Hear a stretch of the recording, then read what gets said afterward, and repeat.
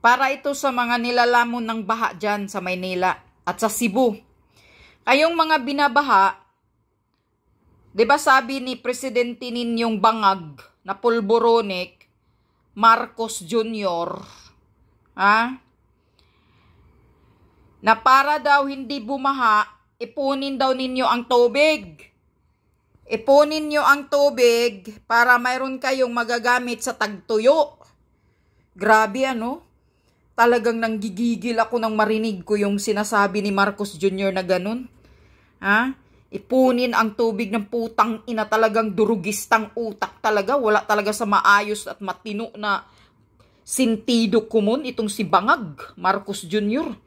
Grabe, nakakapanggigil talaga yung presko niya. Para hindi daw kayo bahain dyan. Sige na, mag-ipon na kayo ng tubig. Para mayroon kayong magagamit sa tagtuyo. Ito ang sagot ni Vice President Sara Duterte. Sige, ang tubig baha, ipunin at i-deliver sa Malacanang. Ipunin po nating lahat ang tubig baha, tapos i-deliver natin sa Malacanang para may maiinom si Bangag. Para mayroon silang mainom doon. Ganun na po ang gagawin natin. No? Tingnan mo ang sagot ni Sara Duterte, napaka-sarcastic. Kasi nakapanggigil itong presidente ninyong Bangag eh. Presidenteng adictos, benedictos ang utak, hindi talaga matino. Wala talaga sa common sense, wala sa sentido común na maayos ang utak.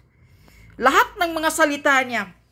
Ano na naman kaya ang sinasabi ni Marcos Jr. kung bakit binaha kayo dyan? Bakit nilamon kayo ng baha dyan? Para na kayong dagat dyan. Nabangga na naman ba ng barko? Ang ibang flood control niya na talaga namang walang flood control. Talaga namang binulsa lang yung pera. Nasaan na yung budget ng flood control ko, no? Ninakaw na ng mga buayang kawatan ang budget ng flood control.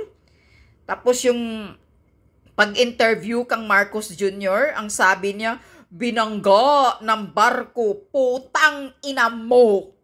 Talagang napakagago mo, binangga ng barko, wag mo kaming gaguhin at tulad sa utak mo, Marcos Jr., na wala kang kwintang, Diyos ko po, makapagmura ka talaga sa lahat ng mga pinagsasabi ni Marcos Jr. Wala talaga, ganyan po ang resulta. Sa utak, basta durugista. Sa utak na puno na ng pulburo na pinagbabawal na gamot, talagang hindi na matino ang pinagsasabi. Kung ano-ano na lang, nakakatawa na lang yung mga pinagsasabi niya. Tayo na maayos yung utak natin, nakikinig tayo sa pinagsasabi ni Marcos Jr., nakakatawa at nakakagalit. Yan ang presidente ninyo. Kaya tama itong sinasabi ni Sara Duterte, ipunin natin ang baha, tubig. At i-deliver nyo sa Malacanang para may mainom si Bangag. Sino pa ba itong sinasabi niya para may mainom siya? Edi si Bangag Marcos Jr. At para may mailigo. Yun pala, isa pa. Para makapagligo si Marcos Jr. Dahil ayon sa sinasabi ni Dean Chase, yung kaibigan niya daw, na, Diyos ko po, na nandoon daw sila sa Amerika, na iniimbita daw sila para magturjaka na, mga lulong na sa pulburon, inimbita daw siya ng kaibigan niya. Tapos sinasabihan siya na si Marcos Jr. napakabaho daw. Parang amoy patay ang katawan. Diyos ko po, ganyan daw yun eh. Basta gumagamit ng pinagbabawal na druga, yung katawan mo daw, mabaho, amoy putik. O ayan, yung mismo yung pagpunta niya kay Trump. Naaamoy daw ni Trump yung amoy niya sa katawan ni Bangag. Diyos ko po. Yan, ganyan ang mga katawan ng mga durugista. Amoy putik, amoy patay. Yan yun. Sige, i-deliver nyo na sa Malacanang yung tubig na binaha kayo dyan para mailigo. May gamit sa pagligo si Marcos Jr.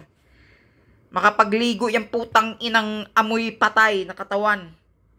Nakakahiyang presidente. Walang kwenta talaga. Nakakahiya. Nakakahiya ang Pilipinas. Nakakasuka, nakapanggigil, nakakagalit, nakakadiri. Dahil may ganito tayong presidente, may ganito tayong gobyernong kawatan. Pinakakurap na gobyerno na nangyayari sa buong history ng Pilipinas. Walang kwenta talaga itong si Marcos Jr. Talagang, sabi pa nga ni Sara Duterte, walang alam kung paano magpatakbo bilang presidente. Talagang walang alam. Tangina ka, Marcos ka. Bumaba ka na, hayop ka, nakapanggigil ka sa amin, nakakagalit ka lalo sa taong bayan.